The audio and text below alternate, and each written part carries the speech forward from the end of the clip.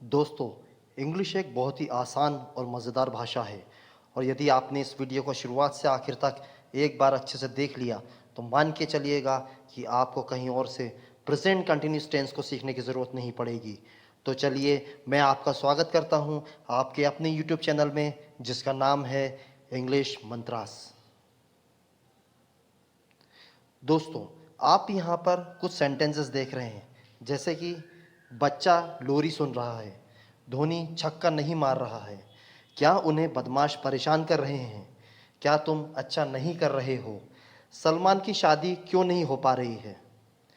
इन पांचों सेंटेंस में आप एक चीज़ महत्वपूर्ण रूप से समझ रहे होंगे, जो कि कॉमन है। वह है रहा है, रहे हैं, रही है।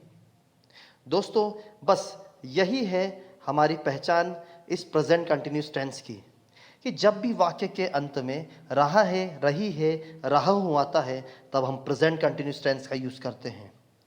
तो आइए फ्रेंड्स, अब हम समझते हैं कि हिंदी के सेंटेंस को हम कैसे प्रेजेंट कंटिन्यूस टेंस में कन्वर्ट करते हैं। इसके लिए हमें एक स्ट्रक्चर को समझना होगा, जो है आपकी स्क्रीन के सामने। सब्जेक्ट प्लस इज और आर और एम प्लस फर्स्ट सम of verb plus ING plus object. Subject वह होता है जो कोई काम कर रहा होता है सेंटेंस के अंदर, और यहाँ पर is R am helping verbs हैं, जिनको ऑक्सिलरी वर्ब्स भी कहा जाता है। हम इसका यूज़ करेंगे ही, शी, इट, नेम या सिंगुलर के टाइम पे। आर का यूज़ करेंगे यू, वी, दे या प्लूरल के समय। और एम का यूज़ करेंगे हम सिर्फ और सिर्फ आई के साथ। यहाँ पर स्ट्रक्चर में उसके बाद फर्स्ट फॉर्म ऑफ वर्ब दिया हुआ है। वर्ब्स की 3 फॉर्म्स होती है। यहाँ पर वर्ब का मतलब मेन वर्ब है से है। तो 3 फॉर्म्स, जैसे कि ईट, एट, ईटन। तो ईट यहाँ फर्स्ट फॉर्म हो जाएगी। गो, वेंट, गॉन। तो यहाँ पर गो फर्स्ट फॉर्म हो जाएगा। उसके बाद स्ट्रक्चर में लिखा हुआ प्लस आईएनजी। दोस्तों, मैं आपको एक बात समझाना चाहता हूँ, जो कि आप इसको ट्रिक के रूप में भी ले सकते हैं, कि जब भी टेंस में कंटिन्यूस टेंस आए, चाहे वो प्रेजेंट कंटिन्यूस टेंस हो, पास्ट कंटिन्यूस टेंस हो, फ्यूचर कंटिन्यूस टेंस हो, या प्रेजेंट परफेक्ट कंटिन्यूस टेंस हो, पास्ट परफेक्ट कंटिन्यूस टेंस हो, फ्यूचर परफेक्ट कंटिन्यूस टेंस हो, इन सभी में first form of verb plus ING आएगा। इसका मतलब हम ये निकाल सकते हैं कि जब भी कंटिन्यूस शब्द रहेगा किसी भी टेंस में, वहाँ पर first form of verb plus I N G ही आएगा। अब फ्रेंड्स, स्ट्रक्चर में आखिरी में बचता है ऑब्जेक्ट। ऑब्जेक्ट का मतलब होता है कि जिस कोई पर्टिकुलर सेंटेंस में किसके ऊपर काम हो रहा है। जैसे मैं आपको यहाँ पर एक एग्जाम्पल के तौर पे समझाना चाहूँगा, जिससे आप बहुत अच्छे से समझ सकते हैं।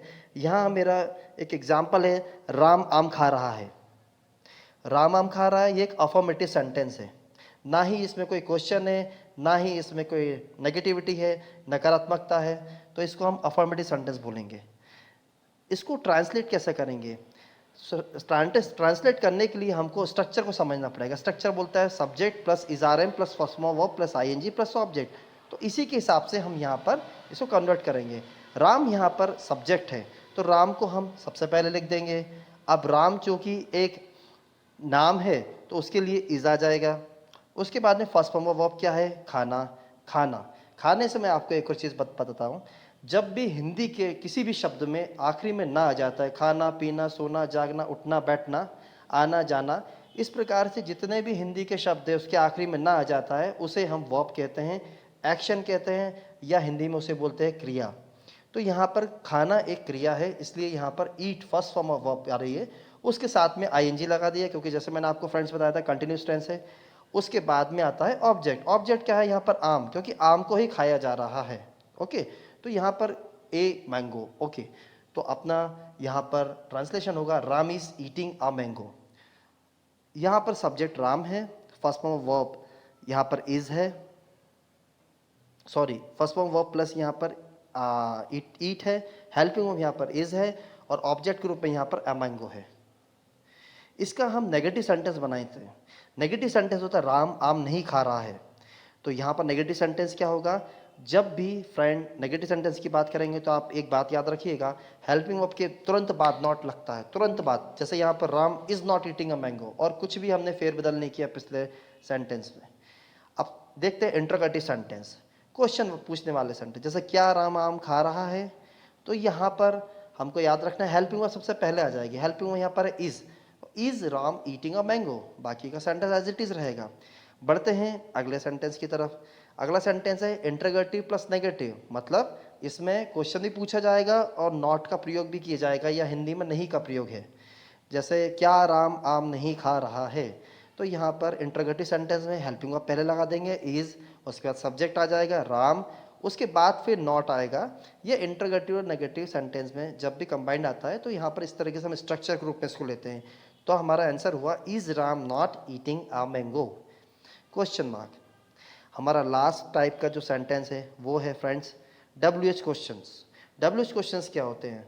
Where, when, what, how, whom, इस तरह के जो भी WH वर्ड क्वेश्चन वर्ड्स होते हैं उसे हम बोलते हैं WH क्वेश्चन वर्ड्स।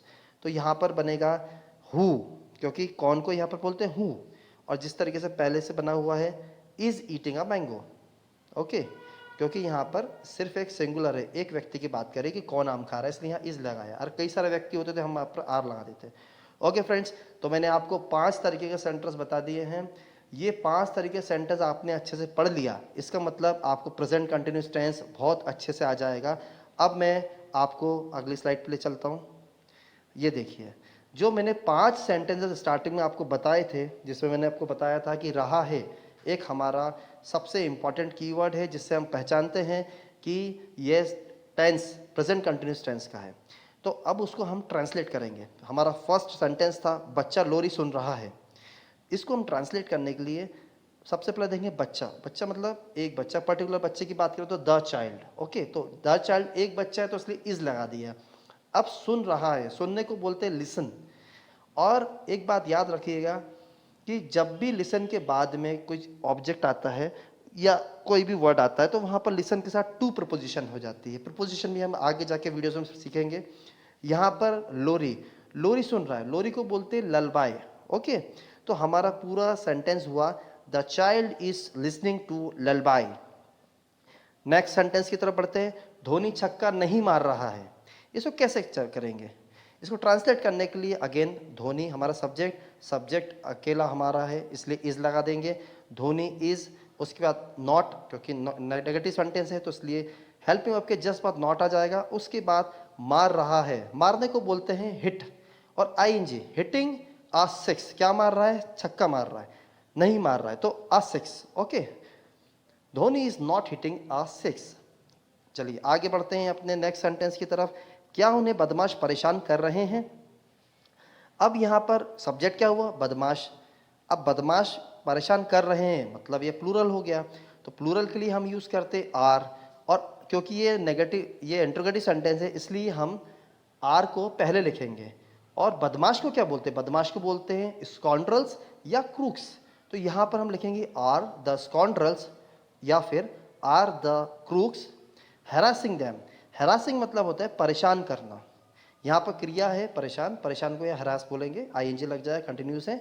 और किसको परेशान, परेशानी किसको कर रहे हैं? उन्हें, उन्हें के लिए यहाँ पर दैम, क्योंकि ऑब्जेक्ट में आ गया है, सब्जेक्ट में उसको दे बोलते हैं और यहाँ पर दैम बोलते हैं उन्हें को। चलिए फ्रेंड्स बढ़ते हैं आगे सेंटेंस की तरफ। क्या तुम अच्छा नहीं कर रहे हो? सीधी सी बात है, are you not doing well, क्योंकि यहाँ पर फ्रेंड क्या है? इंट्रोगेटिव भी है, नेगेटिव भी है। तो सबसे पहले हम हेल्पिंग वर्ब देखते हैं, तुम मतलब यू, यू के लिए हम आर लगाते हैं। तो आर हमारा सबसे स्टार्टिंग में आया क्योंकि इंट्रोगेटिव सेंटेंस है। उसके बाद यू आ गया, यू हमारा सब्जेक्ट है। उसके बाद फिर नॉट, क्योंकि नेगेटिव सेंटेंस भी है, नॉट डूइंग वेल। हमारा ट्रांसलेशन हुआ are you not doing well और क्वेश्चन मार्क। हमारा लास्ट सेंटेंस है सलमान की शादी क्यों नहीं हो पा रही है? सभी लोग सवाल कर रहे हैं, इसका हम ट्रांसलेशन करते हैं।